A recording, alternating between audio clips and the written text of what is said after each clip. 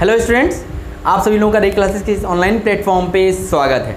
तो बच्चों, हम लोग प्रीवियस क्लास में हमने आपको कुछ क्वेश्चंस लगवाए थे, जो हमने फोटॉन की एनर्जी के लिए हमने कुछ क्वेश्चंस आपको बताए थे। अब हम लोग आगे चलते हैं और अपने कुछ अगले टॉपिक की तरफ। हमारा अगला टॉपिक क्या है? ये है आयनाइजेशन एनर्जी। ये हमारा क्या है? Ionization energy. जैसा कि नाम से दिख रहा है कि आयोनाइजेशन मतलब आयन में कन्वर्ट करने के लिए जो एनर्जी देनी होती है उसी को हम लोग क्या करते हैं? Ionization energy. मतलब गैस से आयन्स में कन्वर्ट करने के लिए जो हमें एनर्जी देनी पड़ती है उसी को हम लोग आयनाइजेशन एनर्जी बोलते हैं। अब देखो, तो गैस के आयन्स में कैसे कन्वर्ट करोगे?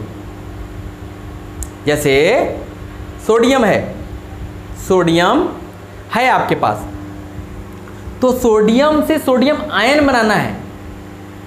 तो सोडियम आप देखोगे, इसका क्या एटॉमिक नंबर होता है? 11। इसका मतलब इसका स्ट्रक्चर देखोगे तो ये होता है 2, 8, 1। ठीक। तो इसके आउटर मोस्ट सेल में क्या है? एक इलेक्ट्रॉन है, एकदम आउटर मोस्ट सेल में। अब हमने अगर इसको इतनी एनर्जी अपनी तरफ से दे दी कि यहां से निकल के आउटर में चला जाए, इसके सेल को छोड़ के बाहर निकल जाए, इतनी अगर हमने एनर्जी दे दी, और जब ये बाहर चला जाएगा तो ये क्या बन जाएगा? ये Na+ बना लेगा। तो इस इलेक्ट्रॉन को निकालने के लिए इसके सेल से जितनी एनर्जी हम लोगों ने दी उसी को बोलते हैं आयनाइजेशन एनर्जी। क्या बोलते हैं? Ionization energy. समझ में आ रही है बात? कि इसके सबसे आउटर मोस्ट इलेक्ट्रॉन को उसके सेल से बाहर निकालने के लिए हमें जितनी एनर्जी देनी पड़ेगी उसी एनर्जी को हम लोग क्या बोलते हैं? Ionization energy. और ये सोडियम गैस से सोडियम आयन में कन्वर्ट हो गया। ठीक। ऐसे ही जैसे मान लो मैग्नीशियम लिया आपने, इसका एटॉमिक नंबर 12 होता है, तो इसका स्ट्रक्चर कैसा होगा? 282। अब यहाँ इसकी आउटर मोस्ट सेल में कितने इलेक्ट्रॉन्स हैं? 2। तो अगर इस 2 इलेक्ट्रॉन को हमें निकालना है बाहर और हमने अपनी तरफ से एनर्जी दी और इतनी एनर्जी दे दी कि ये इसका सेल छोड़ के बाहर भाग जाए, तो उसी एनर्जी को हम लोग क्या बोलेंगे? Ionization energy. और ये फिर किस में कन्वर्ट हो जाएगा? मैग्नीशियम आयन में कन्वर्ट हो जाएगा। किस में कन्वर्ट होगा? मैग्नीशियम आयन में कन्वर्ट हो जाएगा। समझ गए? तो चलो अब इसकी डेफिनेशन हम लोग लिख लेते हैं। तो लिखिएगा, energy required to move an electron, energy required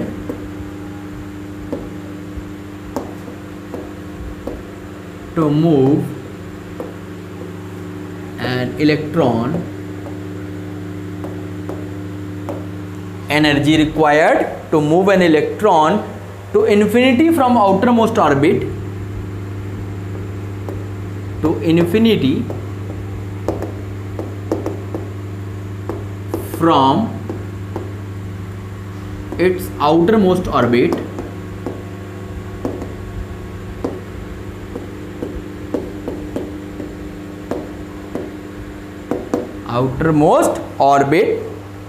of an isolated gaseous form, of an isolated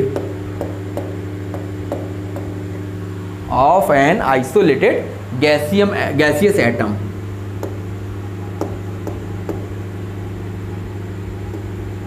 gaseous atom is known as ionization energy।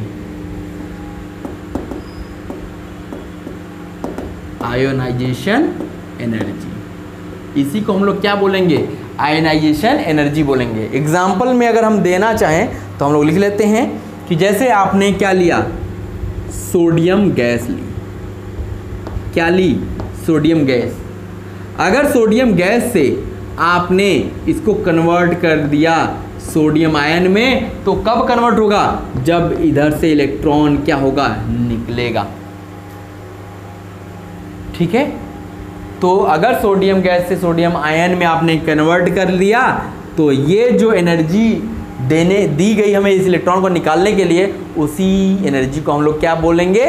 Ionization energy. समझ में आई? कोई दिक्कत परेशानी नहीं होनी चाहिए। नोट कर लीजिए इसको। फिर एक छोटा सा क्वेश्चन लेंगे तो आपको चीजें समझ में आएंगी।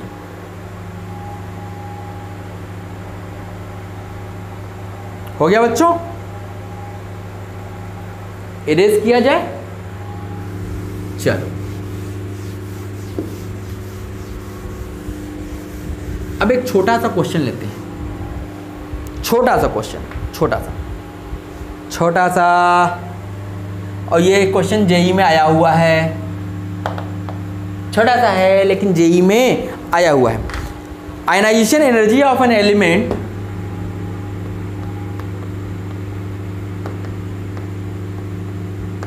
Ionisation energy of an element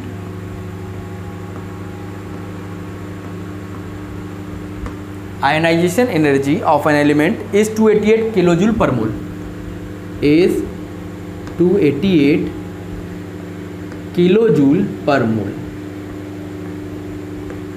is 288 kilojoule per mole। ये इसकी आयनाइजेशन एनर्जी दी गई है।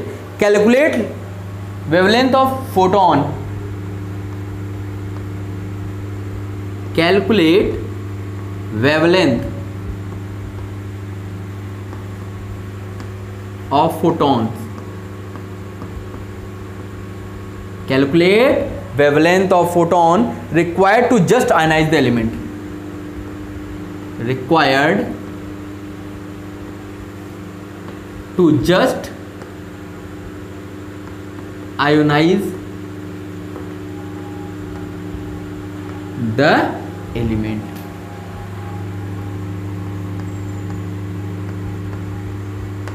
उसको जस्ट आयोनाइज करे तो आपको उसका वेवलेंथ निकालना है। Calculate wavelength of photon required to just ionize the element. उस एलिमेंट को जस्ट आयोनाइज करे, हमें उसका वेवलेंथ बताना है, कितना वेवलेंथ होना चाहिए। ठीक, और आयोनाइजेशन एनर्जी आपको 288 किलोजूल पर मोल दिया है। तो जस्ट आयोनाइज का मतलब समझते हैं। देखो, जस्ट आयोनाइज का मतलब क्या है? जस्ट आयोनाइज का मतलब है कि जैसे मान लो ये हमारा न्यूक्लियस हो गया, अब हमारा इलेक्ट्रॉन आउटर मोस्ट में है, यहां पे इलेक्ट्रॉन है, ठीक है, ये इसके चारों चक्कर लगाता रहता है।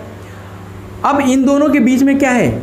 एक बॉन्ड है, एक फोर्स लग रहा है, तो हमें बाहर से एनर्जी देनी पड़ेगी। हम क्या देंगे? एनर्जी दे रहे हैं इसको तोड़ने के लिए, कि ये जो इसको खींच रहा होगा ये ब्रेक कर दे तो ये निकल जाएगा। तो जस्ट आयनाइज का मतलब है कि उतनी एनर्जी जितने के लिए ये बॉन्ड ब्रेक हो जाए। अभी इसके पास काइनेटिक एनर्जी नहीं, क्योंकि अगर ज़्यादा एनर्जी आप दे दोगे, जैसे इस बॉन्ड को ब्रेक करने के लिए जितनी एनर्जी दोगे वो उसकी आयनाइजेशन एनर्जी होगी। जस्ट आयनाइज का मतलब ये है, अगर आपने उससे ज़्यादा एनर्जी दे दी तो क्या होगा? ये आयनाइज तो कर देगा, लेकिन इस इलेक्ट्रॉन को फिर कुछ काइनेटिक एनर्जी भी प्रोवाइड कर देगा, जिससे ये बहुत तेजी से भाग जाएगा। तो हमें जस्ट आयनाइज का मतलब है उतनी एनर्जी जितने के लिए ये जस्ट ब्रेक कर दे बॉन्ड को। तो हम लोग फॉर्मूला पढ़े थे कि एनर्जी इज इक्वल टू क्या था? NhC/λ। फॉर्मूला वहीं अप्लाई होगा। अब एनर्जी दी गई है क्या? 288 किलो जूल पर मोल, तो ये हो गया 288 किलो जूल पर मोल। अब चलो, तो इधर हमें क्या बताना है? फोटोन की वेवलेंथ, ठीक है। तो अब हम लोग यहाँ क्या लिखते हैं, यहाँ हमें पता था कि लिखते थे 12400 अपॉन लैम्डा इन एंगस्ट्रॉम, और अभी ये क्या था, इलेक्ट्रॉन वोल्ट में था, इसको किलो जूल पर मोल में बदलने के लिए हम लोग क्या करते थे, 96 से मल्टीप्लाई करते थे, याद है 96। तो अब ये हो गया किलो जूल पर मोल। अब ये यूनिट सेम हो गया। अब हम यहाँ से लेमडा की वैल्यू कैलकुलेट कर लेते हैं। तो यहाँ से लेमडा जो आएगा वो एंगस्ट्रॉम में आएगा, और ये हो जाएगा 12400 इंटू 96 अपॉन 288। तो 3 बार में जाएगा, चौके 12, 3 एकम 3, 3 छक 18, 3 छक 18, 4166 पॉइंट, एक मिनट, चौके 12, 3 एकम 3, 1 नहीं 33, 4133.3। तो ये लेमडा एंगस्ट्रॉम में आ गया कितना, 4133.3 एंगस्ट्रॉम।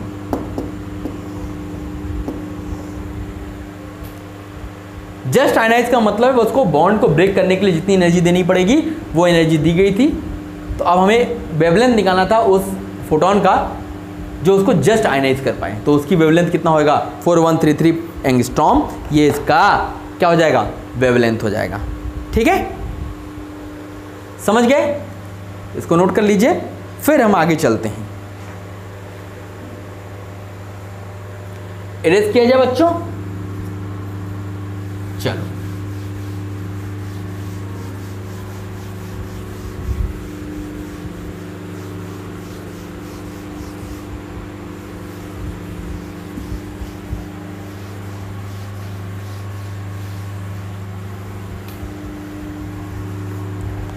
चलिए आगे चलते हैं। अब हेडिंग डालिएगा, bond energy and kinetic energy. Bond energy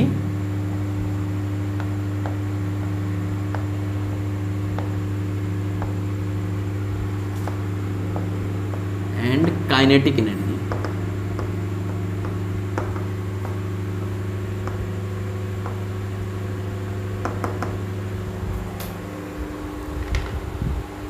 bond energy and kinetic energy.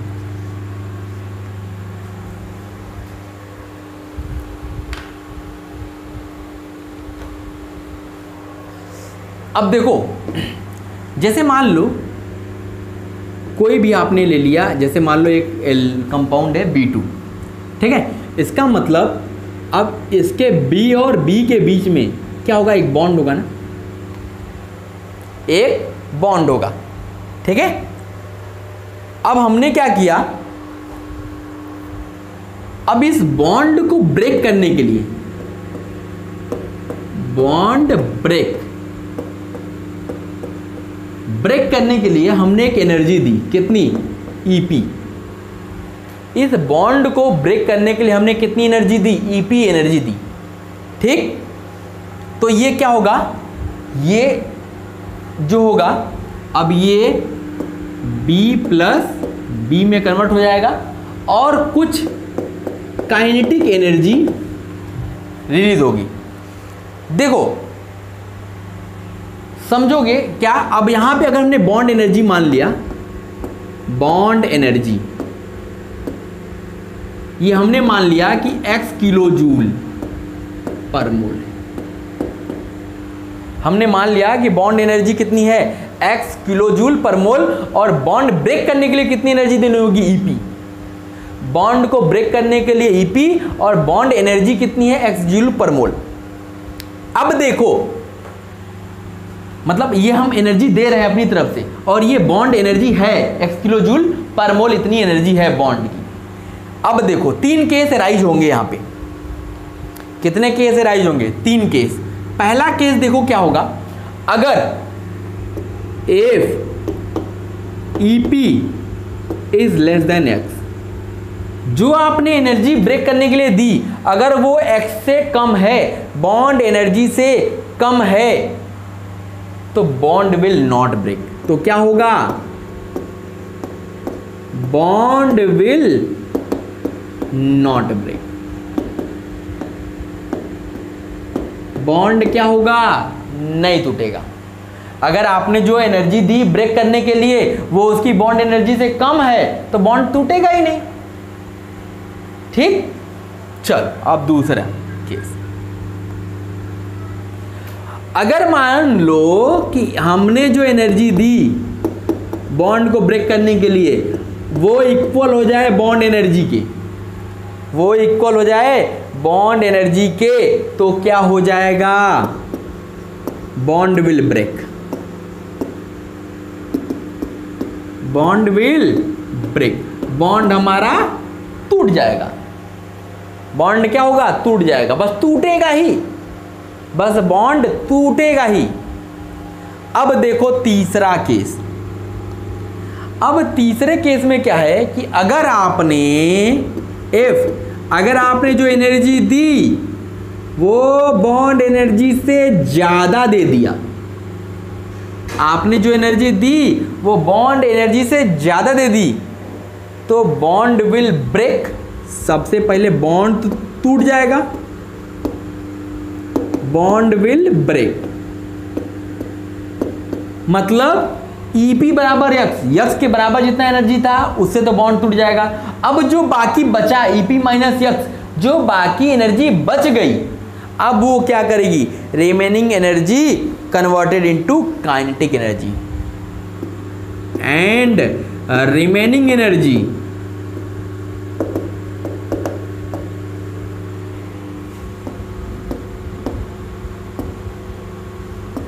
Converted into kinetic energy. बाकी एनर्जी किस में कन्वर्ट हो जाएगी, काइनेटिक एनर्जी में कन्वर्ट हो जाएगी। ठीक है, तो अगर हम यहीं से हमें एक फॉर्मूला हम डिराइव कर लेते हैं कि परसेंटेज ऑफ एनर्जी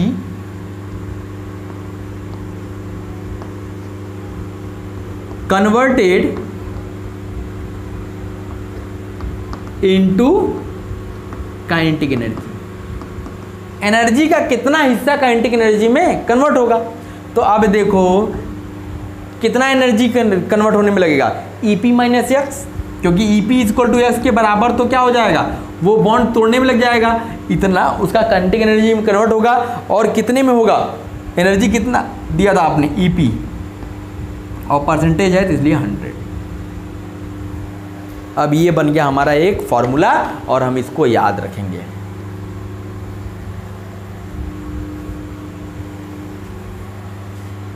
अब हम इसको याद रखेंगे कि percent of energy converted into kinetic energy, कितनी परसेंट एनर्जी जो है काइनेटिक एनर्जी में कन्वर्ट होगी, तो EP माइनस यक्स, यही तो एनर्जी कन्वर्ट हो रही है, और टोटल एनर्जी दी कितनी थी EP, और इनटू 100, क्योंकि हमने परसेंटेज निकाला है।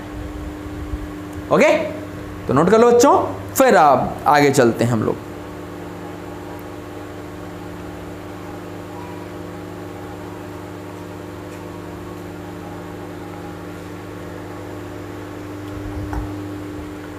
हो गया है, इरेज किया जाए,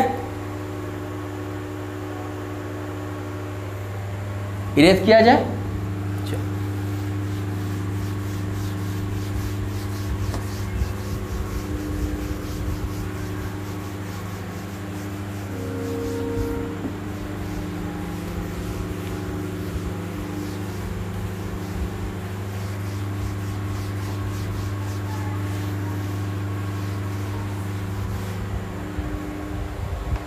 चलो भाई एक क्वेश्चन करते हैं छोटा सा,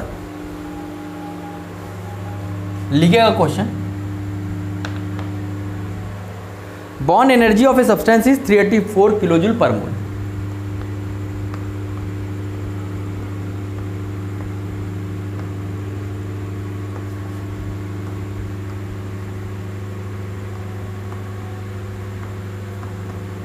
substance is 384 kilo joule per mole, ये बॉन्ड एनर्जी आपको दे दिया। Calculate lambda of photon required, calculate wavelength,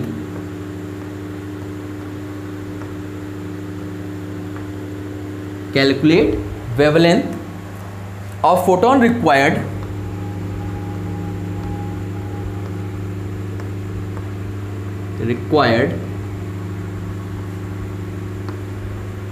to break the bond of the substance. The bond of the substance.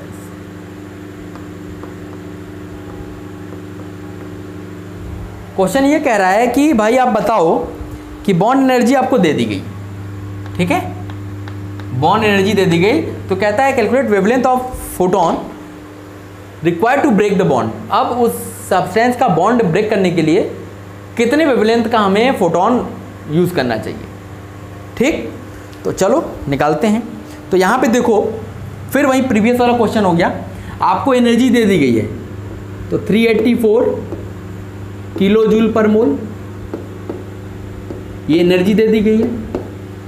अब उधर हम लोग जानते थे इधर क्या करते थे, 12400 अपॉन लैम्डा इन एंगस्ट्रॉम इनटू, क्योंकि ये इलेक्ट्रॉन वोल्ट में हुआ अभी, अब उसको हमने किलो जूल पर मोल में बदलना है, तो क्या करते थे 96 से मल्टीप्लाई कर देते थे, अब ये किलो जूल पर मोल हो गया। तो अब यहाँ से हम लोग अगर इसको कैलकुलेट करते हैं, यहाँ पे अगर हम इस लेमडा को कैलकुलेट करते हैं तो लेमडा जो आएगा वो एंगस्ट्रॉम में आएगा और ये आएगा 3100। ये लेमडा हमको मिला। और हम लोग एक चीज पढ़ते हैं, जो हम लोग ई फॉर्मूला पढ़ते हैं, ये क्या है NHC बाई लेमडा।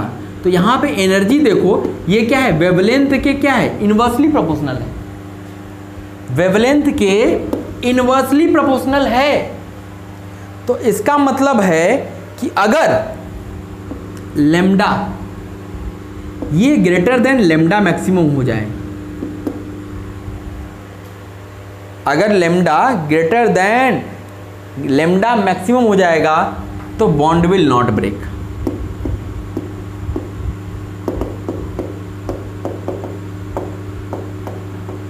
मतलब ये केस कौन सा हुआ, ये केस है जब हमारा EP लेस देन x था, क्योंकि एनर्जी जो है वेवलेंथ के इनवर्सली प्रोपोर्शनल है। इसका मतलब अगर एनर्जी बॉन्ड एनर्जी से कम थी तो बॉन्ड नहीं टूटता था। यहाँ पे क्या हो गया, अब एनर्जी के इनवर्सली प्रोपोर्शनल है लेमडा, इसका मतलब अगर लेमडा मैक्सिमम से ज़्यादा हो जाए तो बॉन्ड विल नॉट ब्रेक, और अगर lambda less than lambda maximum के हो जाएगा तो क्या हो जाएगा, बॉन्ड विल ब्रेक।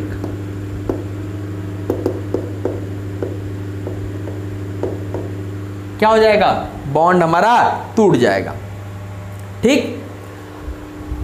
तो ये हम लोग याद रखेंगे। और ये लेमडा हमारा क्या आएगा, ये हमारा मैक्सिमम लेमडा है, ये हमारा क्या है, मैक्सिमम लेमडा है।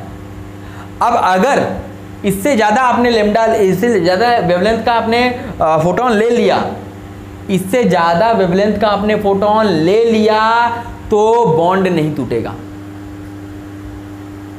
इससे ज़्यादा वेवलेंथ का आपने अगर फोटोन ले लिया तो बॉन्ड नहीं टूटेगा। हमें इससे कम वेवलेंथ का ही फोटोन लेना पड़ेगा अगर बॉन्ड को तोड़ना है तो, ठीक। अब इसी क्वेश्चन में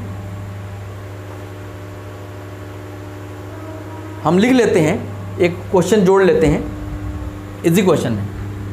इफ लेमडा ऑफ फोटोन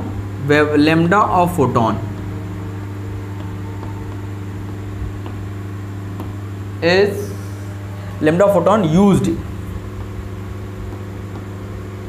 कितना यूज कर रहे हैं आप, क्या यूज कर रहे हैं, 2480 angstrom. If lambda photon used कितना है, 2480 angstrom, then what percent of kinetic energy,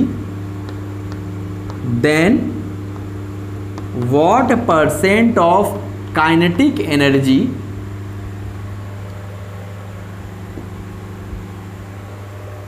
what percent of energy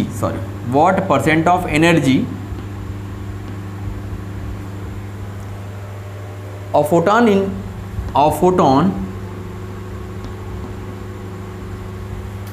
is converted into kinetic energy. तो कितना परसेंट फोटोन की एनर्जी जो होगी काइनेटिक एनर्जी में कन्वर्ट होगी। देखो हमने बताया कि अगर लेमडा मैक्सिमम के बराबर आपने ले लिया तब तो ये बॉन्ड तो ब्रेक कर देगा। Lambda equal to lambda maximum पे भी बॉन्ड ब्रेक होगा, लेकिन इससे कम पे ब्रेक नहीं होगा। Lambda equal to lambda maximum पे भी बॉन्ड ब्रेक कर जाएगा, लेकिन ग्रेटर देन पे ब्रेक नहीं करेगा। तो अब यहां पे देखो, यहां पे हम लेमडा, ये तो हो गया इस क्वेश्चन। अब इसी का दूसरा पार्ट आ गया कि अगर आपने जो फोटोन यूज किया वो आपने 2480 एंगस्ट्रॉम का यूज कर दिया, तो अब बताओ, अब जब ये लेमडा इस लेमडा मैक्सिमम से कम है, इसका मतलब बॉन्ड तो तोड़ेगा, लेकिन जो बाकी एनर्जी बचेगी वो क्या कर देगा, वो उसके को काइनेटिक एनर्जी में कन्वर्ट कर देगा। तो हमें वही बताना है कि अब इस फोटोन की कितनी एनर्जी जो होगी काइनेटिक एनर्जी में कन्वर्ट होगी। यही हमसे दूसरा क्वेश्चन पूछ रहा है। तो सबसे पहले हम लोग को क्या निकालना पड़ेगा, ईपी निकालना पड़ेगा, एनर्जी निकालना पड़ेगा। तो यहां पे देखो ईपी हम लोग निकाल लेते हैं, एनर्जी कि हम एनर्जी लगा कितनी रहे हैं इसको लेने पे। तो ये हो गया 12400 अपॉन 2480। तो अब ये सॉल्व किया तो ये आ गया 5 इलेक्ट्रॉन वोल्ट। 5 इलेक्ट्रॉन वोल्ट आ गया। अब इसको हम लोग क्या करते हैं, 5 इंटू 96 मल्टीप्लाई कर देते हैं, तो ये हो गया किलो जूल पर मोल में। ये हो गया 480 किलो जूल पर मोल, 480 किलो जूल पर मोल। मतलब हमने एनर्जी दी कितनी, 480, इतनी हम एनर्जी दे रहे हैं, और उसकी बॉन्ड एनर्जी दिया कितना है, 384। तो अब आसानी से निकाल सकते हैं, हमने फॉर्मूला आपको बता रखा है, ये नोट कर लिया है ना। मैं इसको इरेज कर रहा हूं यहां पे। देखो हमने एनर्जी दी 480 kilo joule per mole, bond energy 384 kilo joule per mole, इसका मतलब एनर्जी ज़्यादा दे दी है, तो अब वो कुछ काइनेटिक एनर्जी में कन्वर्ट करेगा। तो अब वहाँ पूछ रहा है परसेंट ऑफ काइनेटिक, कितना एनर्जी काइनेटिक एनर्जी में कन्वर्ट होगा। तो परसेंट क्या हो जाएगा, percent energy is equal to क्या बताया था, ईपी माइनस एक्स। तो ये हो गया 480 माइनस 384 अपॉन ईपी 480 इंटू 100। इसको आपने देखा तो ये आ गया 20%।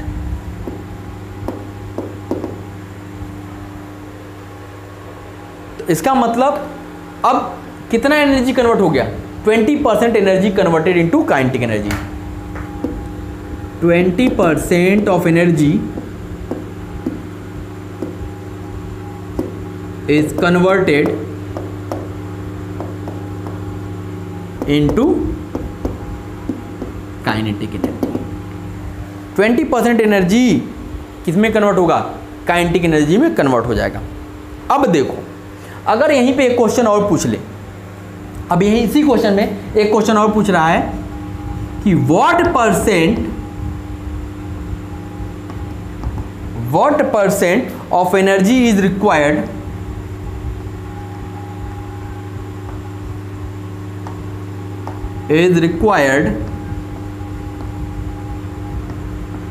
what percent of energy is required to break the bond,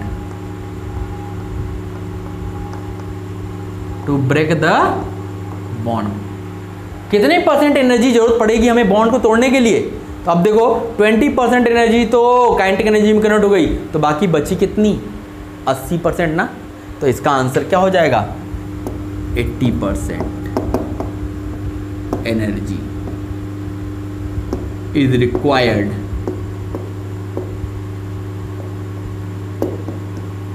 to break the bond.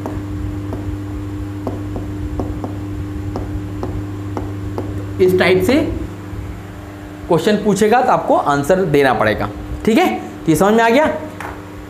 कि कैसे हम लोगों ने निकाला, बॉन्ड एनर्जी दिया था तो हमने क्या किया, पहले उसका वेवलेंथ कैलकुलेट किया कि कितना मैक्सिमम वेवलेंथ हो सकता है। उससे कम पे अगर आपने वेवलेंथ का फोटोन ले लिया तब तो आपका बॉन्ड ब्रेक हो जाएगा, लेकिन अगर उस मैक्सिमम वेवलेंथ से ज़्यादा वेवलेंथ का आपने फोटोन ले लिया तो क्योंकि वेवलेंथ इन्वर्सली प्रोपोर्शनल होता है एनर्जी के, तो इसका मतलब है कि अब उससे ज़्यादा अगर आपने एनर्जी का फोटोन ले लिया, वेवलेंथ का फोटोन ले लिया, तो वो उस बॉन्ड को ब्रेक नहीं कर पाएगा। वो उसकी मैक्सिमम वेवलेंथ की फोटोन थी। ठीक है, तो ये नोट कर लो बच्चों। फिर हम लोग आगे चलते हैं अपने अगले टॉपिक की तरफ।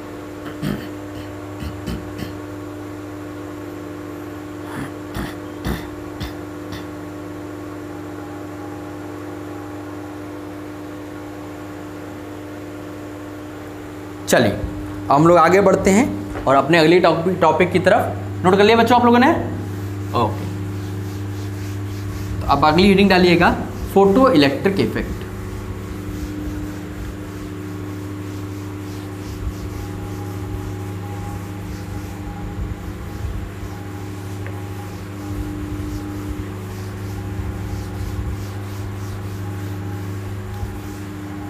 चलिए हेडिंग डालिएगा, फोटो इलेक्ट्रिक इफेक्ट।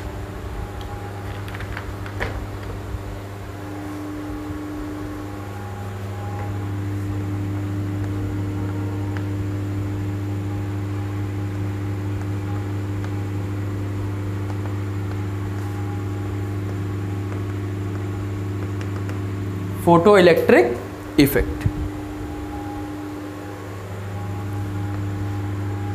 अब देखो ये क्या होता है, इसको समझना बहुत ध्यान से, ठीक है। हमने क्या किया,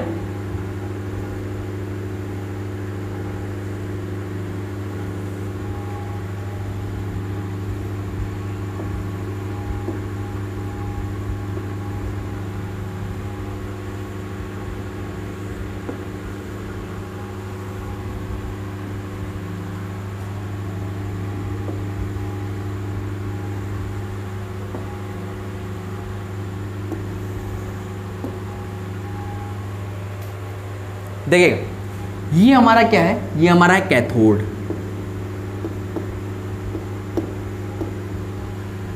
ये हमारा क्या है, एनोड। आपको पता होगा एनोड हमारा क्या होता है, पॉजिटिव टर्मिनल होता है। ये पॉजिटिव है, ये हमारा नेगेटिव है, ठीक। और ये हमने क्या जोड़ा हुआ है, हमने क्या किया है, ये बल्ब जोड़ दिया, ठीक। ये हमारा कैथोड है, ये एनोड है। अब हमने क्या किया है, हम इस कैथोड पे अब इधर से फोटोन इस पे डाल रहे हैं। फोटॉन्स हम इस पे से क्या करें, डाल रहे हैं, ठीक। हमने फोटॉन्स इस पे डालना शुरू किया तो क्या होगा, जब फोटॉन्स यहां से इस पे आएंगे तो अब इसकी इस पे क्या है, नेगेटिव टर्मिनल है। अब यहां से क्या होगा, इलेक्ट्रॉन के पास उतनी एनर्जी मिल जाएगी, अब इसको छोड़ के इधर मूव करेगा, तो अब इलेक्ट्रॉन इधर जाना शुरू करेंगे, ठीक। इन इलेक्ट्रॉन्स को जो यहां से यहां जा रहे हैं, इनको बोला जाता है फोटो इलेक्ट्रॉन। क्या बोला जाता है, फोटो इलेक्ट्रॉन। और इस सेल को क्या बोला जाता है, जब इलेक्ट्रॉन इधर से मूव करेंगे तो अब ये सर्किट पूरा हो जाएगा और यहां पे क्या होगा, बल्ब जल जाएगा। तो इस सेल को क्या बोल लेते हैं, फोटो सेल। तो अब ये हम फोटोन डाल रहे हैं तो ये लाइट से जा रही होगी, इसलिए इसको फोटो सेल बोला जाता है, इसको फोटो इलेक्ट्रॉन बोला जाता है, ठीक है। तो लिखिएगा, emission of electron from surface, emission of electron from surface of metal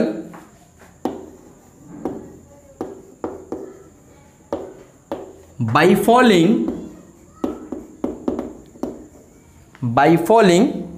photon of suitable energy, photon of suitable energy और wavelength, photon of suitable energy या वेवलेंथ का अगर हमने दिया, तो अगर यहां से इलेक्ट्रॉन इमिट होने लगे तो उसी को हम लोग क्या बोलते हैं, is known as photo electric effect. Photo electric effect, photo का मतलब हो गया लाइट से हमने क्या प्रोड्यूस कर दी, इलेक्ट्रिसिटी प्रोड्यूस कर दी। अभी क्या हो गया, बल्ब जल गया, तो इसका मतलब हम इलेक्ट्रिसिटी फ्लो करा रहे हैं इसमें। जला कैसे, तो हमने फोटोन लाइट एनर्जी दी इस पे, इसकी वजह से क्या हुआ, यहां से इलेक्ट्रॉन्स इमिट हुए। जब इलेक्ट्रॉन्स इमिट होके इधर गए तो अब ये इनको बोला गया फोटो इलेक्ट्रॉन। जब इलेक्ट्रॉन इधर पहुंचा तो अब ये सर्किट पूरा हो गया। अब ये सर्किट पूरा हो गया तो ये बल्ब क्या होगा, जल जाएगा।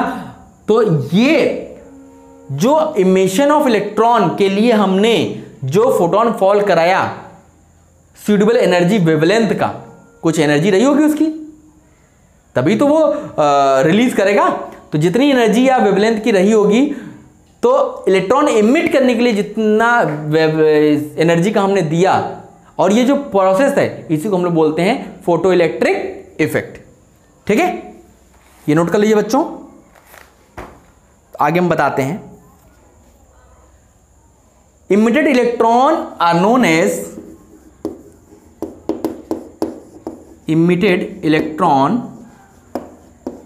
As photo electron. जो इमिट हुआ इलेक्ट्रॉन उसको हम लोग क्या बोलते हैं, फोटो इलेक्ट्रॉन बोलते हैं। And cell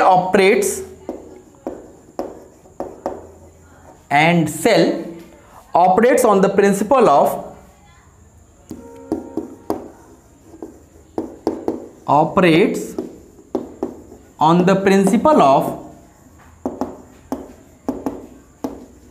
cell, and the cell operates on the principle of photoelectric effect. Photoelectric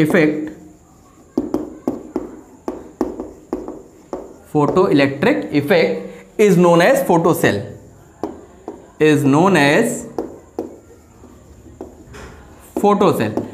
और जो सेल फोटो इलेक्ट्रिक प्रिंसिपल पे काम करता है उस सेल को हम लोग क्या बोलते हैं, फोटो सेल बोलते हैं। And current flown in the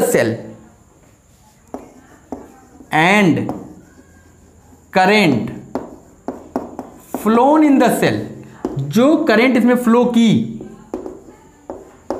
and the current flown in the cell is known as photo current. उसको हम लोग क्या यहां नाम जानते हैं, फोटो करंट। तो ये हमारा पूरा क्या है, फोटो इलेक्ट्रिक इफेक्ट है। कि मतलब हमने जितनी एनर्जी दी इलेक्ट्रॉन को निकालने के लिए, इस मेटल रॉड से हमने इलेक्ट्रॉन इमिट कराने के लिए जितनी एनर्जी दी, या जितने एनर्जी का आपने फोटोन दिया या वेवलेंथ का, तो ये जो प्रोसेस हुआ इसी को हम लोग क्या बोलते हैं, फोटो इलेक्ट्रिक इफेक्ट। इसमें जो ये इलेक्ट्रॉन इमिट हुआ इसको बोला गया फोटो इलेक्ट्रॉन। जो ये सेल फोटो इलेक्ट्रिक इफेक्ट पे काम करता है उसको बोला गया फोटो सेल। और जो करंट इसमें प्रोड्यूस होगी, करंट इधर से इधर जाएगी, ये करंट इधर से इधर प्रोड्यूस होगी, उस करंट का नाम दे दिया गया फोटो करंट। ठीक है, तो ये हमारा फोटो इलेक्ट्रिक इफेक्ट हो गया बच्चों, इसको नोट कर लीजिए। फिर अब हम लोग अगली क्लास में मिलेंगे तो इसके आगे की चीजें कंटिन्यू करेंगे। जैसे हम लोग को अगले क्लास में पढ़ेंगे हम लोग वर्क फंक्शन। ठीक है, क्या होता है वर्क फंक्शन, फिर हम लोग थ्रेशोल्ड फ्रीक्वेंसी, थ्रेशोल्ड वेवलेंथ, इन सब चीज़ों के बारे में पढ़ेंगे। फिर हम लोग kinetic energy of photo electron के बारे में पढ़ेंगे। ठीक है, तो इसको नोट कर लीजिए। ओके, हो गया, चलो